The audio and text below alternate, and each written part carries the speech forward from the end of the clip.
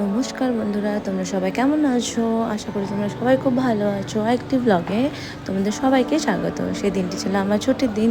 তো রেডি হয়ে বেরিয়ে পড়লাম আমি ঘুরতে। কোথায় যাচ্ছি সেটা একটু পরে দেখতে পারবে তোমরা।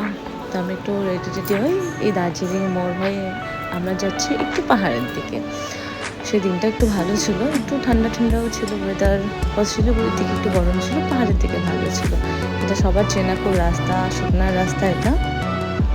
বাট আমি অনেকদিন পর গেছিলাম, প্লাস আমি মিডিলে অসুস্থ ছিলাম, তাই জন্য যেতে পারিনি অনেকদিন।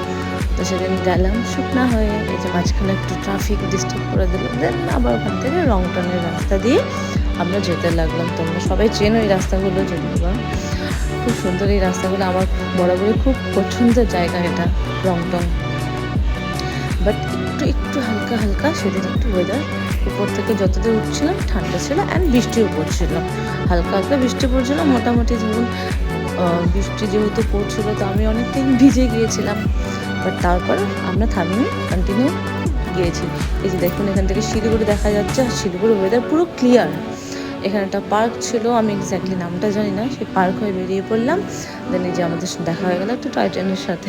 আমি একটু ভিডিও নিয়ে দিলাম টয় ট্রেনের। ভেবেছিলাম একটু নেমে নেবো, বাট সেটা হয়নি। দেন ওখান থেকে আমরা আবার বেরিয়ে পড়লাম আমাদের ডেস্টিনেশনের জন্য।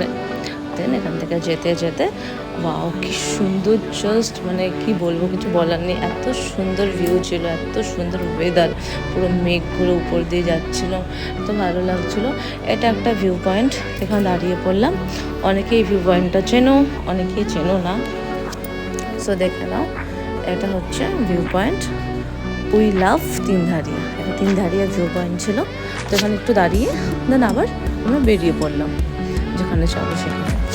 যেতে দেখি যে মানে পুরো পাহাড়ের দিকে পুরো মেঘটা আসছে, এত সুন্দর লাগছিলো দেখতে, মানে নিজের চোখে না দেখলে সত্যি বলা যায় না, এত সুন্দর ভিউ। যাই হোক, ওখান থেকে আবার বেরিয়ে পড়লাম। বেরিয়ে পড়তে আবার খুব সুন্দর রাস্তা আসছিলো। আমি কিছুটা ছবিও ক্লিক করেছিলাম ওখানে। আর এই জায়গাটা দেখুন, মনে হচ্ছে পুরো ভিতর দিয়ে যাচ্ছে মেঘটা। এই জায়গাটা খুব সুন্দর ছিল, আমার তো খুব ভালো লাগলো রাস্তাগুলো। মানে আমি এই রাস্তা দিয়ে আগে যাইনি, বাট আমি কার্শিয়াং হয়ে গিয়েছিলাম, গিদ্দা পাহাড়। তো বাট এবার ফার্স্ট টাইম আমি রংটং হয়ে যাচ্ছি। তো বাট ভালো লাগলো আমার জায়গাগুলো। দেন এখান থেকে দেখি একটা খুব সুন্দর ঝর্ণা ছিল, তো এখানে একটু দাঁড়িয়ে পড়লাম, ঝর্ণার এখানে একটু ফটো শুটস করে নিলাম।